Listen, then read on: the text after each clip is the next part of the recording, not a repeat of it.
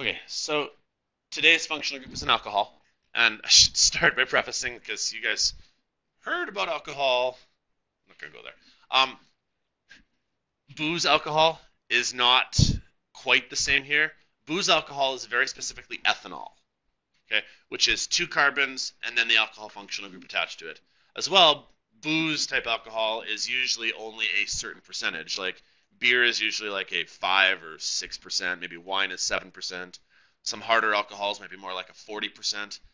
Straight alcohol is not good for you. Like it doesn't do well in your system. So, second of all, when we talk about alcohol in the chemistry sense, we're talking about multiple different kinds. So, like methanol would be a kind of example of an alcohol, but that's not booze. Does that make sense? We talk about pentanol, same thing. So, although the term is used interchangeably, it isn't. Okay. So, anyways, our goal behind alcohol then is to have this group right here. It goes OH, and it's called a hydroxyl group. And you guys should know that name. The hydroxyl is the name of the functional group. And it looks, I'll grab my little demo here. So obviously you won't be able to see this if you watch the video again, but the hydroxyl group was this one right here. Okay. The way it works is that there's an oxygen, and the oxygen is attached to a hydrogen, so it's an OH. Now I need to point something out about this hydroxyl group. It is not the same as hydroxide.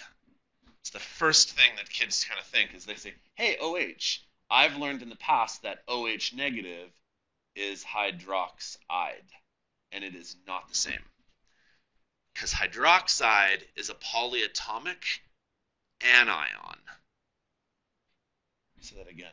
Hydroxide is a polyatomic anion, which forms in ionic compounds.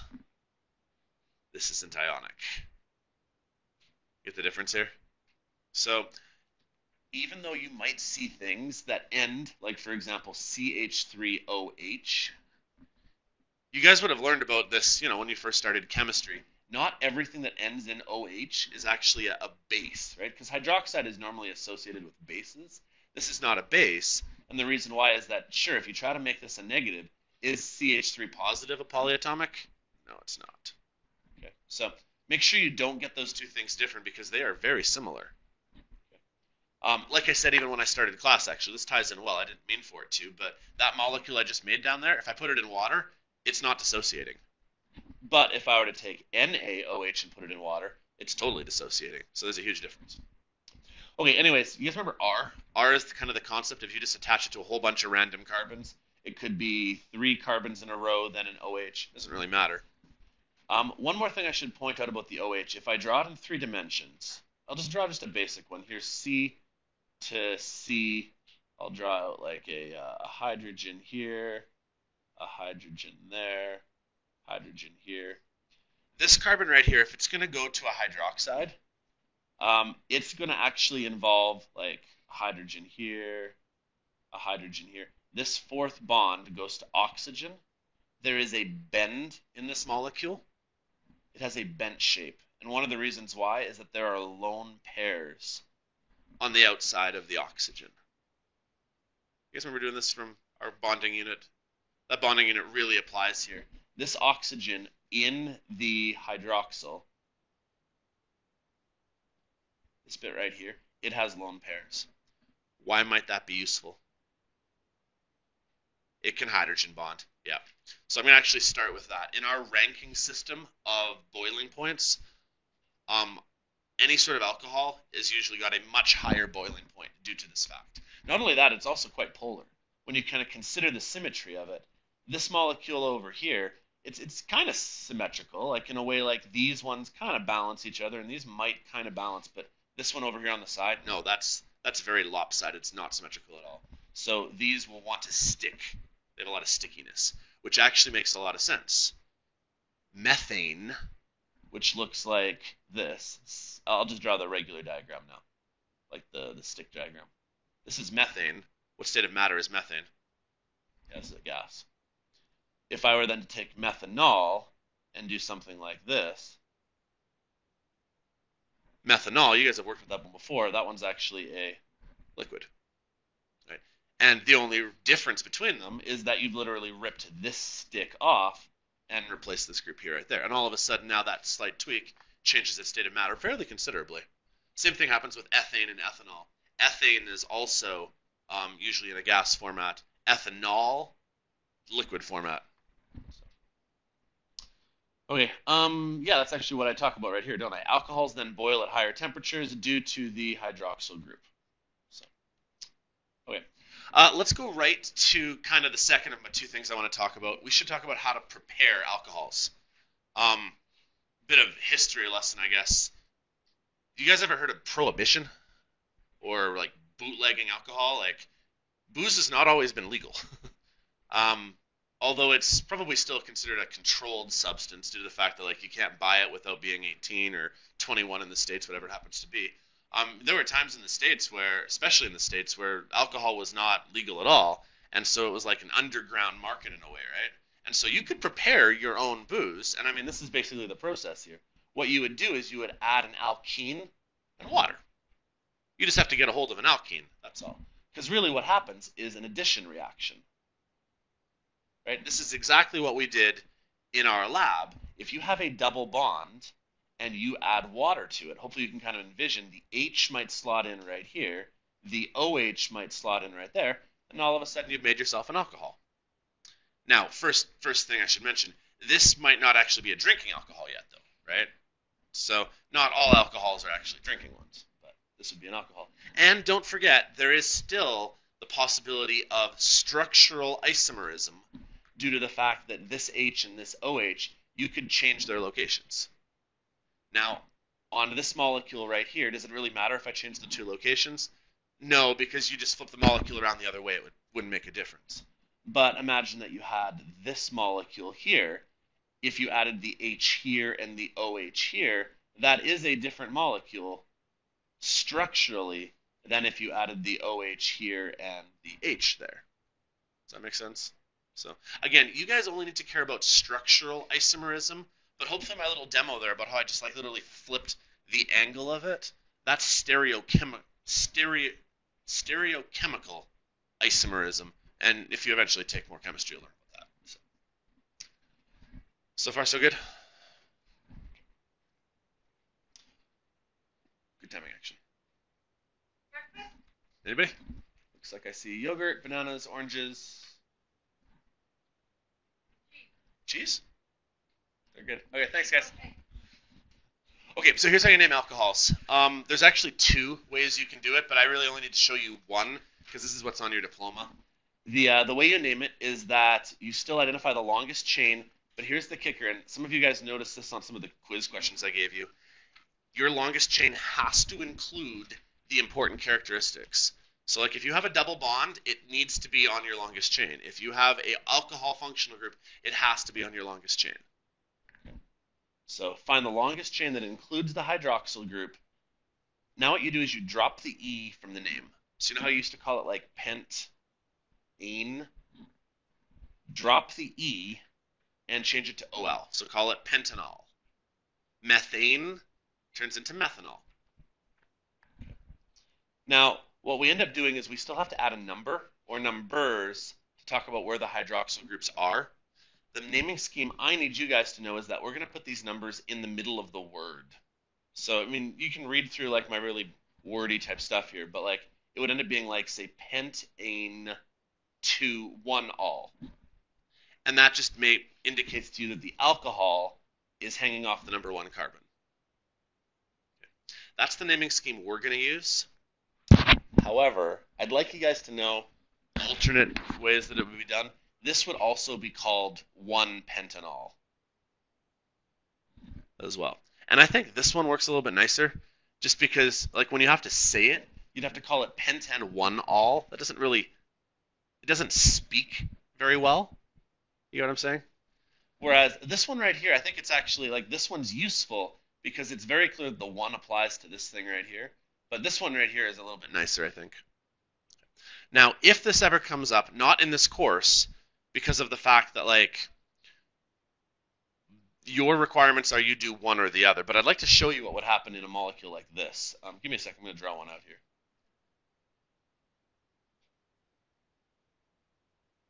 Imagine I gave you this. See how this is a double bond and an alcohol? You're not getting this on a diploma or on my test. But what you would do in this case here is you would call it pentene. You would say that it was after the 1 that you had the double bond, and then you would call it a 3-hydroxyl pentene. And what you'd do is you'd name this alcohol, but you'd call it a hydroxyl group. And so you'd do that rather than ending it with OL. So what you guys are going to do, though, so long as hopefully I'm being clear here, everything you name that has an alcohol, you're going to put OL at the end of it, and that makes it an alcohol. However, it gets confusing when you have more than one item. And so, like I said, in this case right here, if you have a double bond and a alcohol functional group, you'd probably call it a 1-pentene because after the 1 you have the ene here. And then you'd call it a hydroxyl and put that there. But we're not going to do that. What I would give you would just be this then. I'd give you this without a double bond. And so what you'd do is you would call this pent and 3-ol. That's how you'd name that. It's clunky because it doesn't speak very well, but hopefully it's obvious. On the 1, 2, 3, you have an alcohol. Make sense? Okay, let's try some examples. How do we name this? First thing we got to do is figure out how many carbons we have in a row that include my hydroxyl group off of one of the carbons. So probably the best way of doing that is to consider probably this main group here. Now, someone first might say, hey, Chris, you didn't circle the hydroxide group. That's okay as long as one of the carbons I circled has the hydroxide on it. You know what I'm saying there? So because this carbon right here has the hydroxide, we're good. Hypothetically, let's say the hydroxide was hanging off of that one right there. Then that wouldn't work for us. Okay, so how many in a row do we have? 4. So this is a butane. Drop the end of the E there, throw an OL in there, and somewhere in the middle we're going to throw a number on this. What number should I use? I agree. Why not 3 though? Why couldn't I start counting 1, 2, 3, 4 that way? Your functional group takes priority, right? And again, this is easier for us because we only do one functional group, but there's like a hierarchy as to like who gets to be the priority in the system here. But really what you've got is you've got a branch right here. That's a methyl, right? You've got a methyl and you've got a hydroxyl. And we just have to know who gets the priority in the system here. And so for us, our functional groups or our double, triple bonds, they get the priority. So in terms of the naming then, the lowest number we can give would be to give this the 2. So it's a butane 2-ol, and then it would be a 3-methyl. That's how we're going to name this one.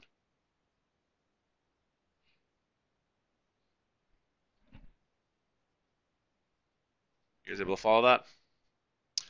However, just because, I don't know, I like to teach you guys as much as I can. These would also be alternate names for it. It also could be a 3-methyl 2-butanol. That's also a valid way of calling it. Not on your diploma. That's not how we'll assess. But this one's nicer just because you put the 2 in front of the word.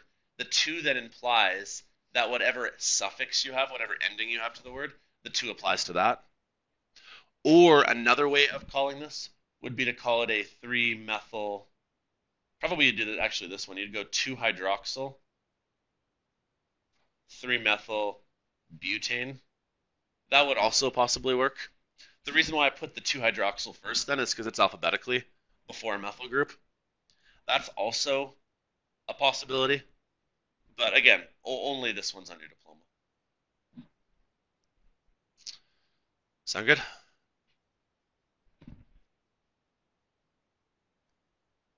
Okay. I have more reading that you guys can do here, but okay. In terms of classification, there's actually 3 categories of alcohols: primary, secondary, and tertiary. I've actually got a picture down there that kind of explains what makes it a primary, secondary, and tertiary. Without me saying it, take a look over the slide here. See if you can figure out what makes them different without me actually explaining it to you first.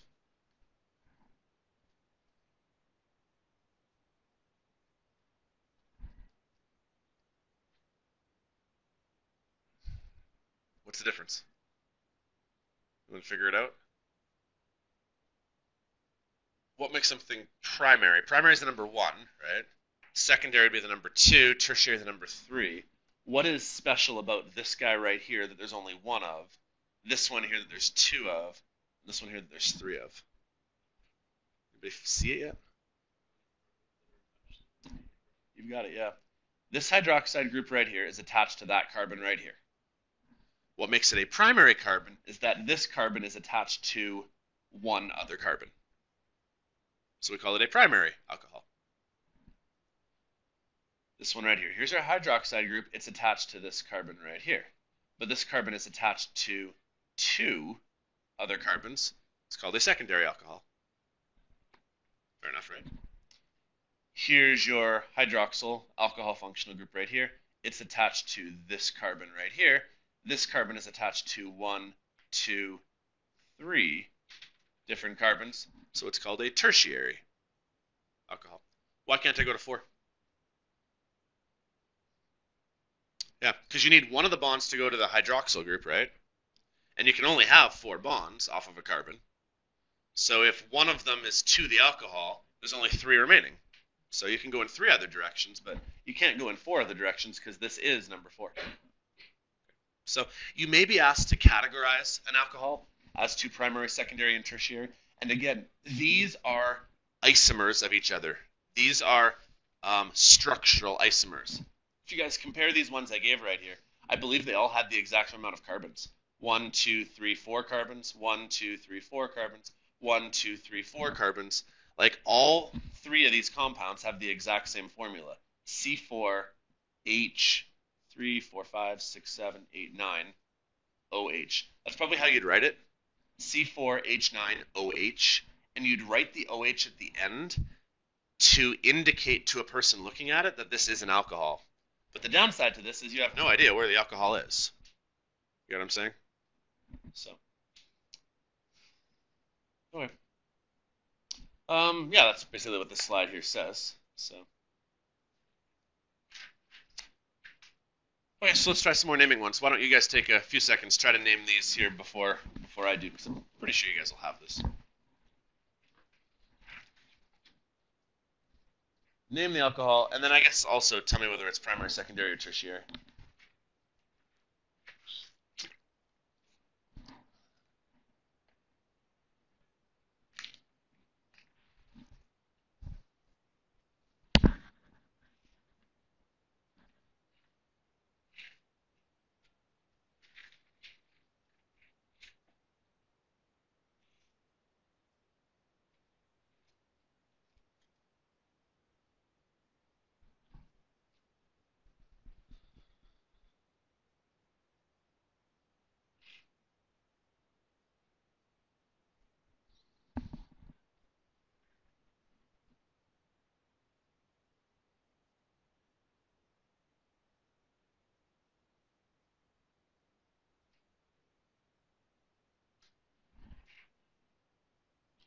Don't forget, things still need to go alphabetically if you have enough stuff to do that. I know that doesn't really matter on this one here. I just wanted to point that out, is that when we start adding more and more groups to things and these names get longer, don't forget the alphabetical rule.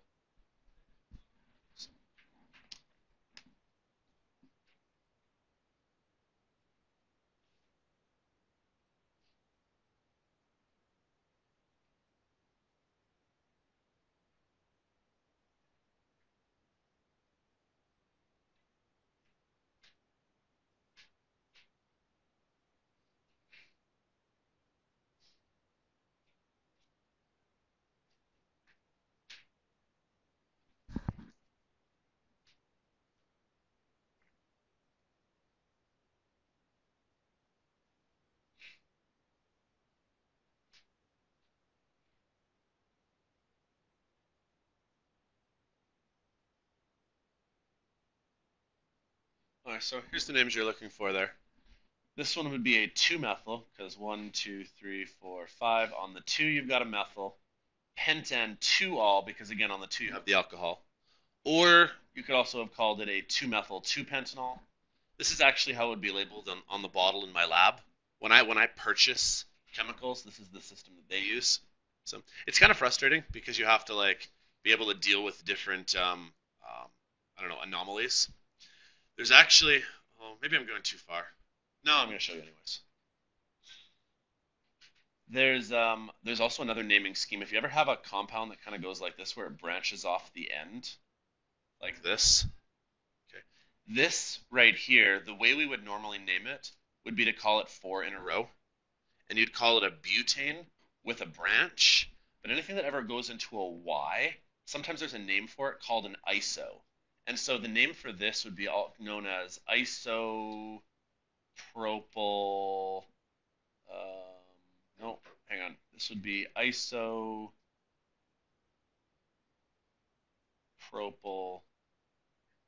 Oh, where's the alcohol go again? Shoot.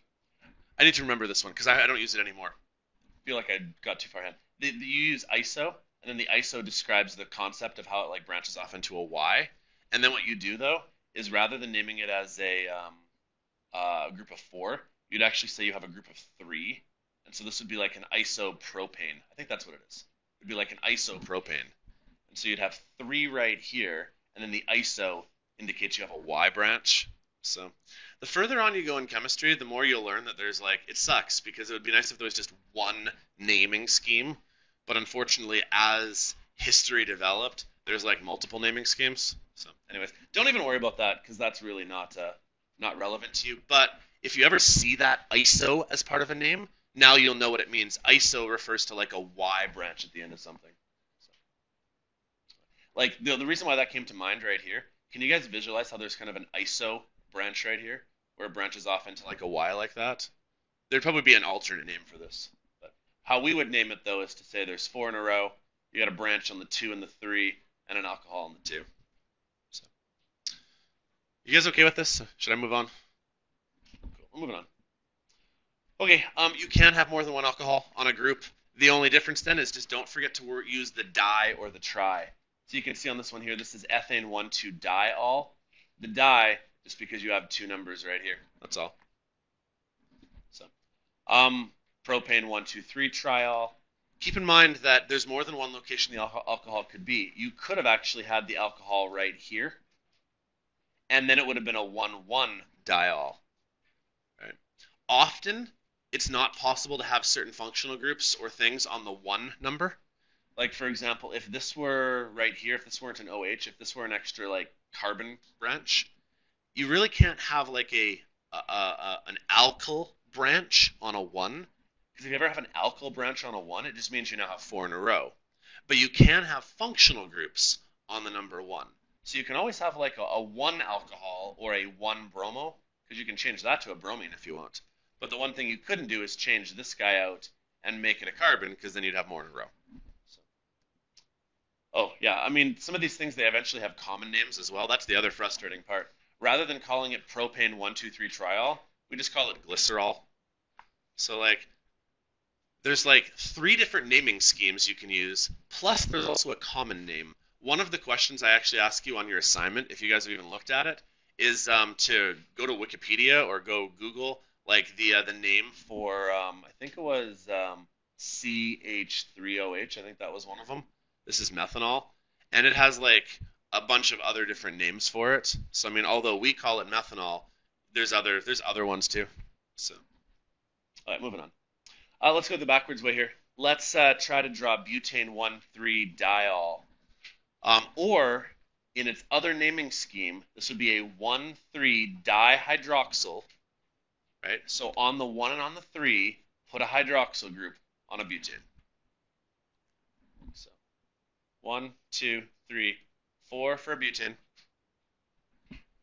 On the 1 and on the 3, put a hydroxide. Everywhere else, don't forget to fill it all up with hydrogens. Don't forget, this is not actually flat. Does it matter whether I put the hydroxyl group on the top or on the bottom? For us, no. Because that wouldn't make it an isomer that we consider. But hopefully I made my point well enough. You can just rotate this thing a little bit, and then then it does make a difference as to which one is which. What the heck? Since I'm showing you guys this stuff anyways, I'm gonna draw another little picture here. Imagine that I was doing a molecule like this.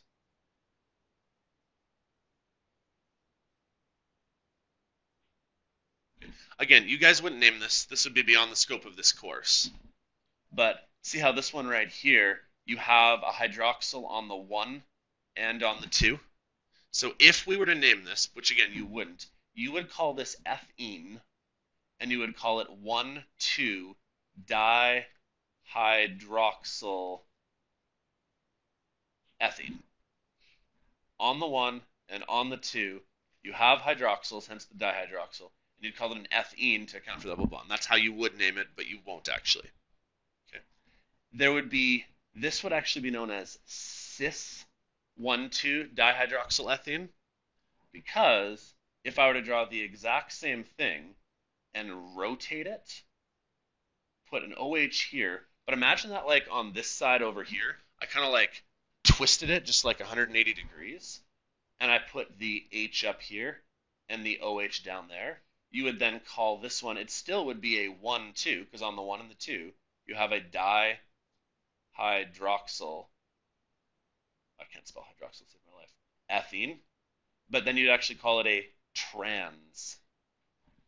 Trans means they're on opposite sides of each other, and cis means they're on the same side as each other.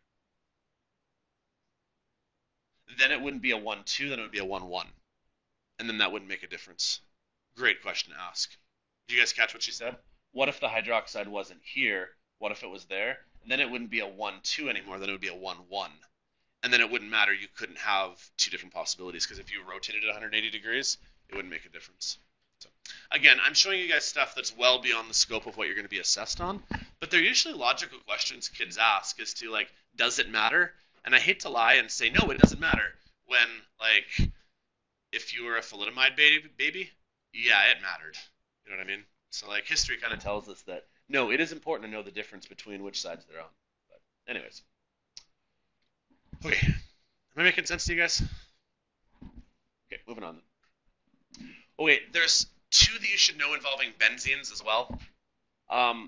This one right here, this one right here doesn't involve a benzene. This is the cyclo group that we used in our lab the other day, where my board just lost connection.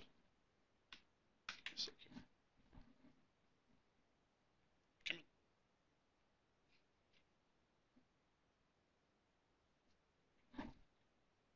on. There we go. Okay, C6H11OH would be this guy right here, but you'd have like 1, 2, 3, 4, 5, 6, 7, 8, 9, 10, 11, 12 hydrogens, but you've now pulled off one of the hydrogens and put an OH group on it. Does that make sense? Whereas this one right here would be a benzene ring, and it would have had 1, 2, 3, 4, 5, 6. But what you've done in its place is you pulled off a hydrogen and put an OH in its place. And again, it really doesn't matter where you put it, because as you rotate it around in a circle, it really doesn't make it a different molecule. So why don't I try this one here, cyclopentane 1,2-diol. If I drew like the line diagram, a cyclopentane would be a pentagon. And then off the 1, put an OH group. Off the 2, put an OH group. That make sense? In theory, though, there are actually 2 different stereochemical isomers you can make here. Because keep in mind, what also is happening is there's a hydrogen off of each of these as well, right? And again, I'm covering more than I need to. Okay. In theory, what you could have is this O going back, and this OH also going backwards. That would be cis. Or you could have this one coming out and this one going back. That would be trans. Or you could have this one going back and this one coming out. That would be trans as well. Does you kind of get what I'm saying there?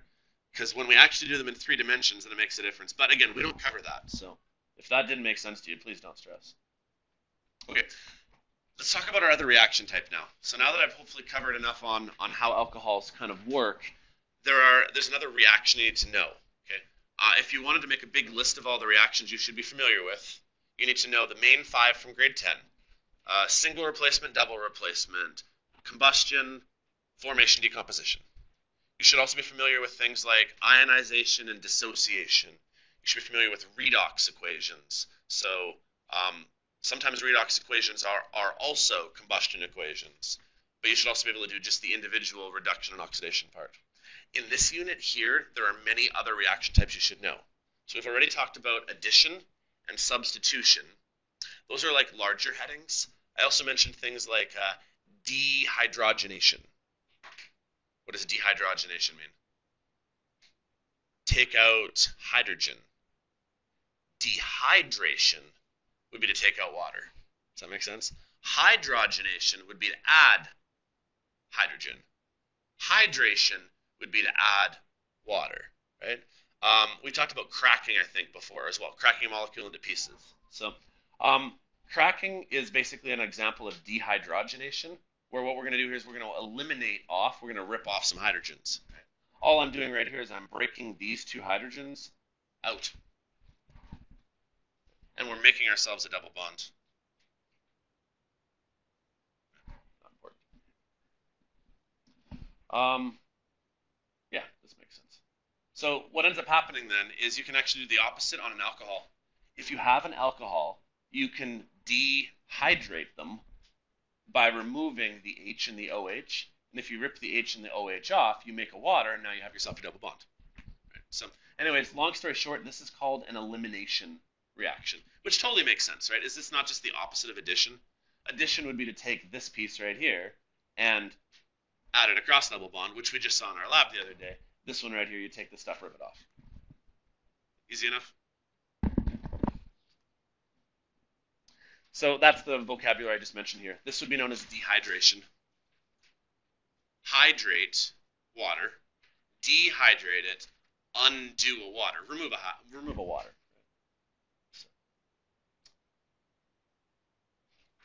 Sound good?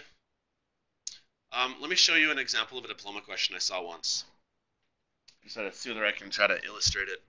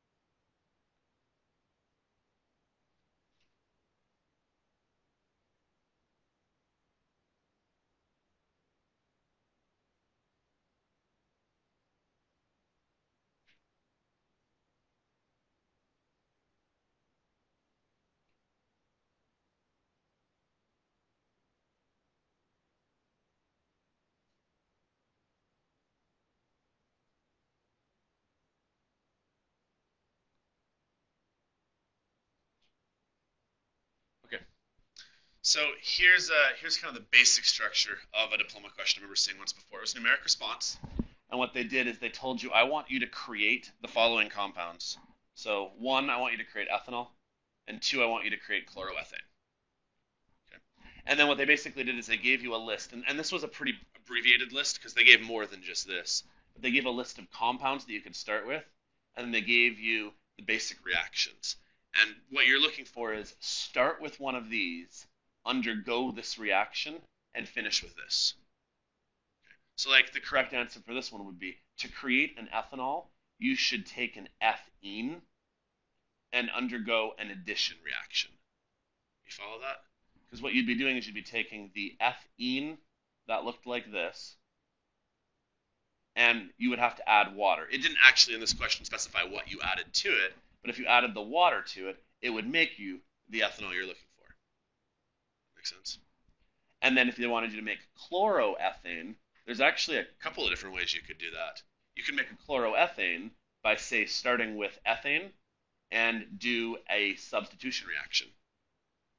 Or you could have started with an ethene and actually do an addition reaction.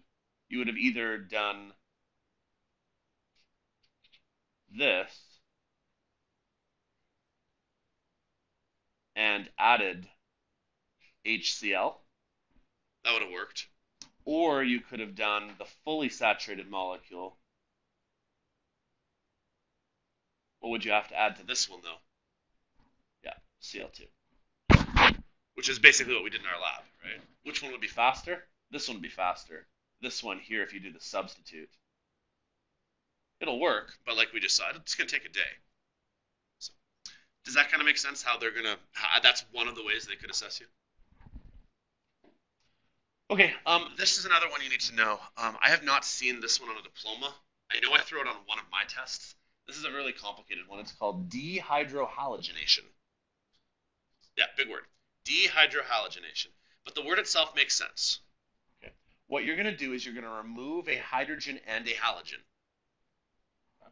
Dehydro, remove a hydrogen. Dehalogen, remove a halogen. What you're going to do is you're going to start with a molecule like, say, chloroethane.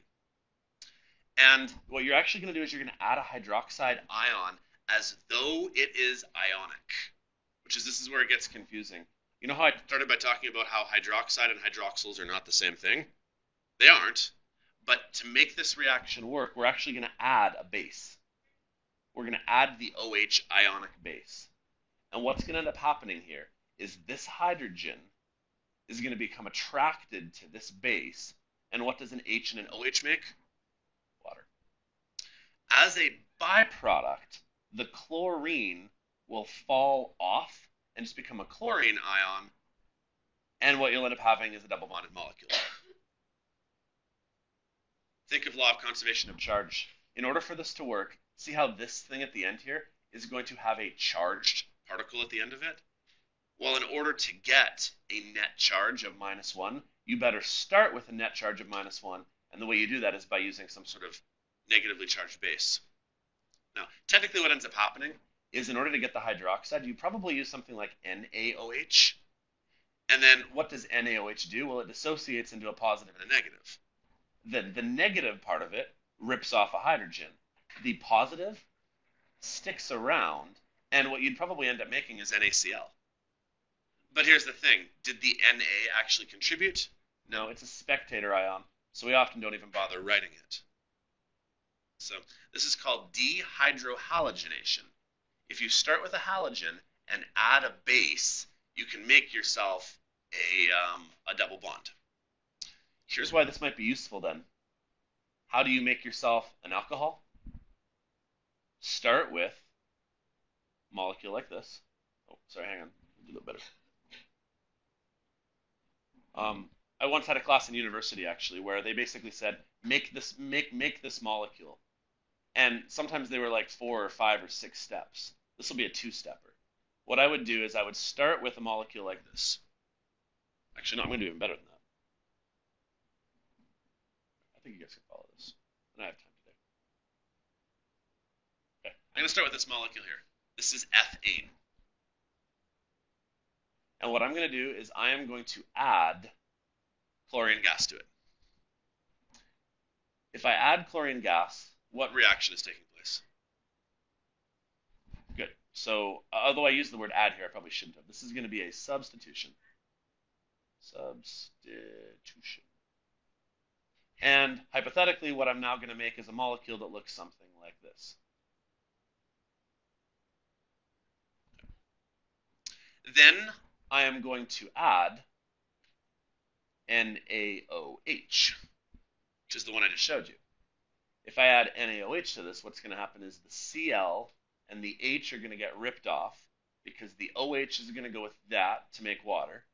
And the Na and the Cl will kind of go together, although the Na is really not relevant. The Na is really a spectator ion. And this would be known as your dehydrohalogenation. And it's going to then produce for us this molecule here. That makes sense? And then finally, I would then add water. And if I added water, this would then be an addition reaction. And what you'd end up finally with is your alcohol. So there. Don't tell your parents, I just showed you how to make alcohol.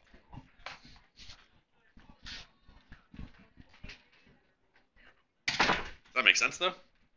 Through 3 different reactions, just to kind of restart from the top there, if you kind of understand the process. Started with an ethane, substituted off a chlorine, and so one of the chlorines that was here changes places with this one here. Now I have my chlorine hydrogen one. Then I add a base. I do the thing that was just on the slide right above us here. It then rips both of these guys off, gets us to here, and then from here, if I add water, gets us to your alcohol there. I once had this university class where that was basically what you did. The professor would say, tell me how to make this molecule. And then you'd have to go through a 3 or 4 step process and say, well, first I'd do this, then I'd do this, then I'd do this, and there, now I'm finally there. It's kind of fun, yet also it sucked. So, okay, I'm taking longer than I wanted to. You guys have questions? Let's do an easier one then. I want you to tell me how to make butene, but2-ene from 2-chlorobutane. Let's try to diagram this. What does a 2-chlorobutane look like? 4 in a row with a chlorine sitting on the second one. That's a 2-chlorobutane. Everybody else is a hydrogen.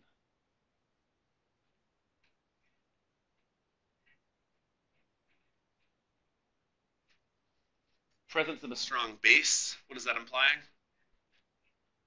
Yeah, the ionic part of the OH, right? We're not actually adding a hydroxide here. We're using the ionic OH negative so that what can happen is it can rip off a hydrogen. Now, here's where isomerism still comes in, though. How do I know which hydrogen is going to get ripped off? I don't, right? And so we want to make but2-ene. So to make but2-ene, we're going to have to rip off, say, these 2 guys right here. This hydrogen here gets ripped off with the hydroxide, right? And then the chlorine falls off as well. And what would end up happening then is you'd have C, C, C, C. This would still be full. This would still work. That would still work. Those would still be full. There. That would be a but2-ene. Is that going to be the only thing that happens, though? Can you guys visualize that? That's only because this hydrogen got ripped off. What if this guy had gotten ripped off? Well, then it would have made a but1-ene. Understand what I'm saying here? This type of chemistry, it's very different, hey? It's not, there's no math. It's very spatial. If you can in your mind kind of picture what's happening here.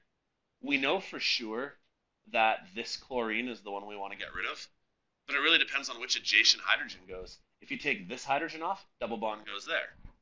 So if these are the ones that fall off, that's where the double bond would go. But this is something that you guys would be expected to be able to do, though, because this is structural isomerism. If you were to take this chlorine and this hydrogen, double bond would go there. And that is now a different molecule, structurally. You guys follow? So I would imagine that if we were to figure out a probability that, of the hydrogens that could be removed, it could have either been this hydrogen or that one. Keep in mind that these are actually in 3 dimensions too, right? So there's 2 hydrogens here you could remove, whereas for this chlorine, there's actually 1, 2, 3, 4, or 3. So I imagine that it's probably slightly more likely that you would create the double bond here, but it's possible it's there too. Okay, moving on. Let's try to prepare but2-ene from butanediol. What kind of reaction would this have to be? If you had butane-2-ol, you'd have 4 in a row. On the second one, you have a hydroxide. Something like this.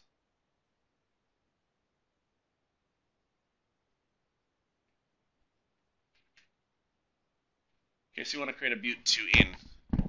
What what type of reaction are you undergoing? Yeah, dehydration, which is really under the category of elimination. Elimination is kind of the main category, and this is dehydration. What are you going to have to do? You're going to have to rip off this oxygen-hydrogen combo right here. And if you want to make it a but2-ene, which hydrogen better you rip off? Yeah, like this one here. Keep in mind, is it actually on its left, though? Not in 3 dimensions, no. So, but like hypothetically, if you rip these ones off as a water, you'd then be left with what we wanted. Can I guarantee that's the only thing that'll happen? No. If you rip off this one and this one, you get the double bond here. If you ripped off this one and that one, some kids say, Chris, how can these two work? Keep in mind, we're talking in 3 dimensions, right? So these ones would work. That would also put the double bond there. Whereas if you ripped off any of this one, or that one, it would put the double bond there. So you're probably going to get a 3-to-2 ratio, more or less. 3 times you're going to get the 1 butene, and twice you're going to get the 2 butene. Okay, I think that's it, right? That's my final summary slide here. So just kind of some more illustrations of what's happening. I guess summary then of what we've covered. This is where I started class. I need you guys for our test and for the diploma to be able to do the naming of molecules and to be able to understand the reactions that take place. Today I went far beyond the scope of this course, so I hope you guys kind of know where the actual breaking point was. You need to be able to understand isomers when things are in a different location, but I also did try to show you today the idea that this molecule right here, if I were to take these two things and like change their locations, that you should be able to name it, because that has a different name. But if I were to take this molecule here and do that to it, or something along those lines, and kind of change its orientation, that's not something that we do in this course, but it is still a different isomer. Okay. So, what else? You guys need to be able to use the naming scheme where you put the number in the middle of the word. But I've also shown you the methods where they put the number at the front of the word as well, just in case you ever see those. So, yeah, that's about it. You guys have any questions for me? Okay, I guess one last passing thought then. Because there's no math and there's no like equations, there's not necessarily a lot to do in this unit. You know? This is one of those ones where like when I show you it and you watch it, you can kind of go, yeah, I got it. And you probably do. Like you don't really need as much practice in a way. So the main things that I would give for you guys to work on is finish up your lab. And the post-lab questions on the lab, really I try to focus on isomerism, because I've got questions about multiple products and isomers there. You can probably start doing some of your assignment now. You can't do all of it yet because I still got to show you some more functional groups, but you can probably start doing that. But here's what I'd really like you guys to spend your time on this unit then. Because you're not practicing a whole bunch of math questions, do start thinking about that research project as well. And hopefully you'll find a compound that you're fascinated by. You know, I mean, thalidomide would actually be an interesting one to do if you wanted to research it. It's not actually used anymore because of the birth defects things, but it's definitely a good historical case. So, all right, sound good? Okay, you have like 15 minutes left, so.